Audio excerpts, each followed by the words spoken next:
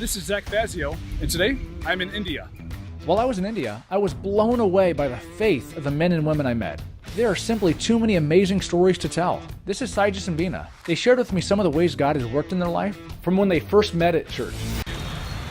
I met Beena at church in June. Then we got married that September on a Sunday. And 4 days later, on Friday, we left Cochin to lead a small mission team to the city of Trivandrum.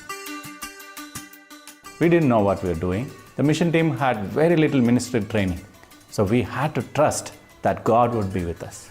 I was so excited to evangelize. On the very first day of the mission team, we invited a girl, Meera, to church who worked in the same building we lived. And she became the first Christian in the church, and she's faithful till today.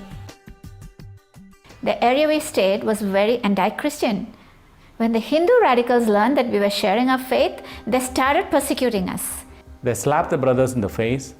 They put an article in the newspaper that said that our church was making porn videos.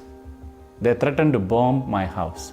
They even kidnapped one of our mission team members, but we prayed for him and he returned to us several months later. I remember going around the city and praying for God to open people's hearts to hear the message. And at every single place that we prayed, we met open people. In 5 years, our church grew from just 8 people to 100.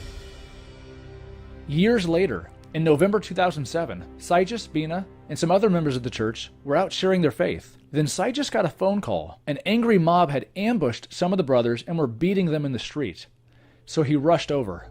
I saw the huge crowds around them and beating them. So myself and the 2 other brothers came to help them. Then they started beating and punching all 5 of us. Then they took us to the police station. That's when we found out that this was a coordinated political attack. And they had convinced the police and the judge to put us in jail. I saw the whole thing and I was horrified. I came back home without my husband. I just knelt down with my 2 children and prayed that God would protect them in prison and bring them out safely. Over the next 4 days, I really felt supported by the church. They brought food to them and prayed earnestly.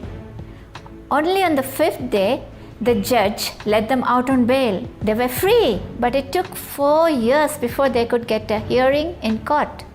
And then the judge declared them not guilty.